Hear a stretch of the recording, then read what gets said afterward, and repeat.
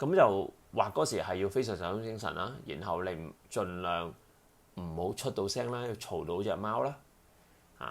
咁個 concept 都係基本。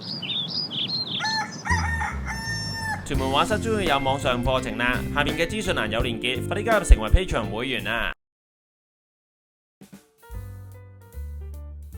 大家好，歡迎嚟屯馬室。今日想講嘅係《龍仔遊藝新》第3集啊！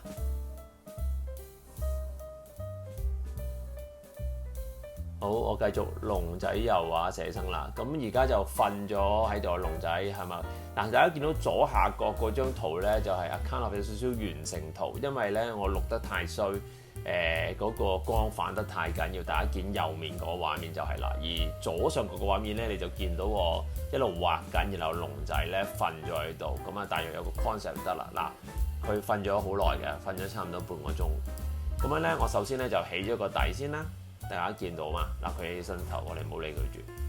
跟住咧，我大約咧就畫咗佢嗰個光同埋暗個關係，即係話佢有啲白毛嘅光噶嘛，跟住有啲灰毛就係深色嘅。我撩咗佢先。我大約咧係會當佢一個飯團咁樣畫嘅，即係話佢大約係佢有幾高啦，成個飯團同埋成隻貓幾闊啦。跟住大家見到我畫到個頭嗰度啦，我就大約個闊面啦，同埋佢係蝙蝠俠貓嚟噶嘛，佢有啲白色位同埋黑色位喺邊啲位，然後我撩咗隻耳仔，去到呢個位置咧，我用啲 Sable 筆咧再加啲細位嘅，大家會見到。嗱，唔好介意嗰兩個畫面唔係好升啊，大家，但係個 concept 得就得㗎啦。由頭到尾好似上次一樣啦，我用支大少少嘅筆，呢支係大約係6號嗰類咁嘅筆啦。咁就畫嗰時係要非常集中精神啦，然後你盡量唔好出到聲啦，要嘈到隻貓啦。咁個 concept 都係基本上都係用大筆起稿先，去到而家我起晒少少大輪廓起晒，我先用支細嘅Sable筆咧去畫嗰啲眼啊、鼻啊，同埋佢嗰啲深淺斑紋，因為佢有啲深淺斑紋喺度嘅。大家我諗都幾清楚見到嗰件事啦，除咗我嗰個曝光係好差之外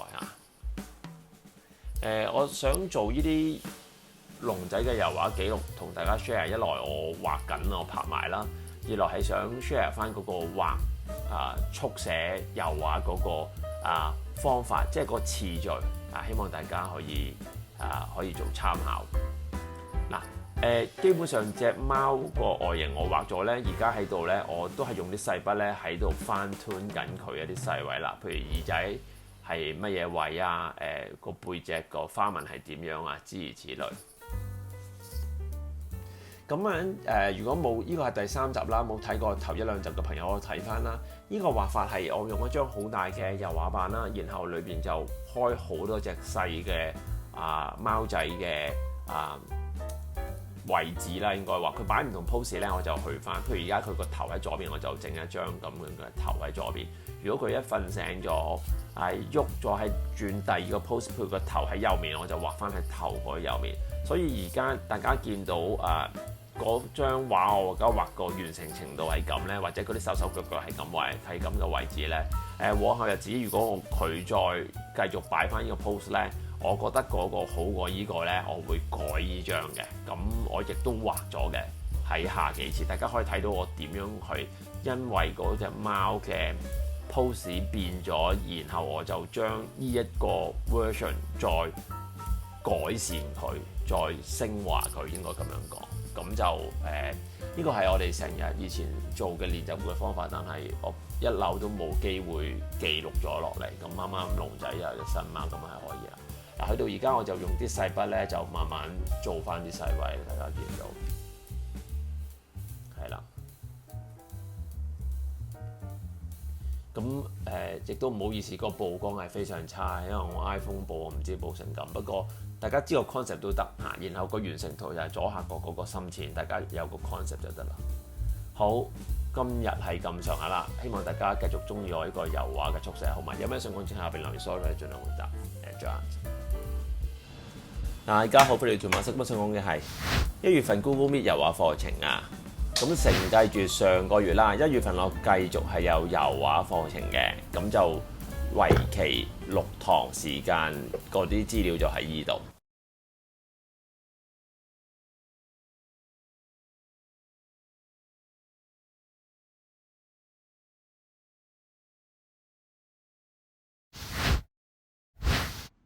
好，講少少先嗱，呢一個呢就係第2期嘅油畫課程，咁樣呢亦都係有6堂嘅。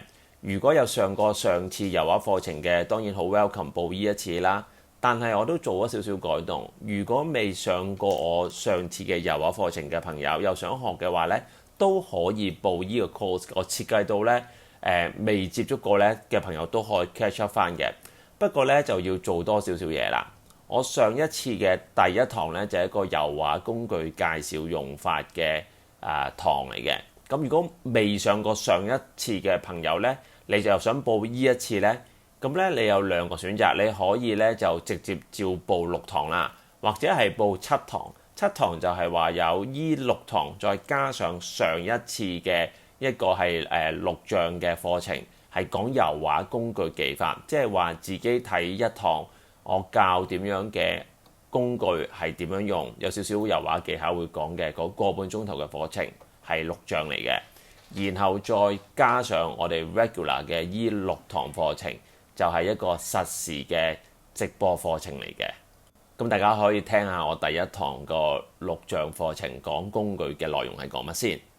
我就係會介紹油畫嘅工具用法，包括係油畫筆係點樣㗎啦，油畫顏色係點樣㗎啦，用乜嘢嘅稀釋液啦，調色盤係點用啦，油壺係點用啦，畫刀係點用啦，畫布同埋畫架嘅，即係基本上所有油畫嘅工具會每一樣我會講解一次。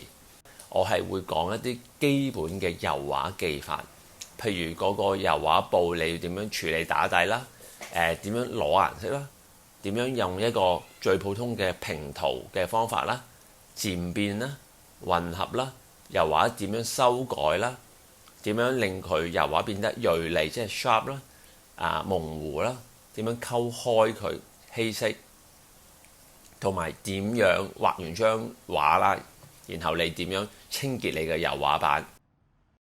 咁第1堂呢，我想 warm up 翻少少先。咁呢，我哋亦都係用基本嘅黑白色為主去畫呢一塊布，咁等大家容易着手嘅。咁我第1堂咧會教大家量度比例，成個布嘅 size 比例應該點樣做啦。呢啲係以前教落素描嘅基礎嚟嘅。跟手咧就上一個基本嘅 sketch 嘅上色方法啦，亦都會教大家。而第2堂我亦都會係喺呢個基礎上邊咧，再教大家做一啲好細嘅漸變，點樣去溝盡嗰隻顏色。跟住第3、4堂咧，我哋係畫人像啦。因為我想佢簡單啲咧，我揾咗個單色嘅人像，咁大家亦都係用一個基本啲單色嘅方向去處理咗佢先。今次簡單少少咧，我揀咗個側面嘅 portrait 去做啦。咁第1堂亦都係會教大家點樣起稿啦，畫人像要注意嘅地方啦，眼耳口鼻係應該點樣去處理啦，點樣度位啦，鬆嘅位好似頭髮亦都係點樣處理啦。咁亦都係第1堂我哋會係起晒成個稿，教大家揾晒嘅嗰啲位置啊、比例啊嗰啲啦，然後起一個簡單嘅顏色啦。然後第2堂我哋就會喺個顏色基礎上邊咧，再做細佢，再翻斷佢啦。因為油畫一個好好玩嘅就係可以無限次改、無限次改嘅，咁我哋可以喺嗰度再做啲嘢。好，跟住最後嘅第5、6堂咧，我哋畫隻動物啦。咁我覺得揾咗張咧狗嘅一個油畫嘅稿嚟嘅，其實係咁大家如果容易跟啊。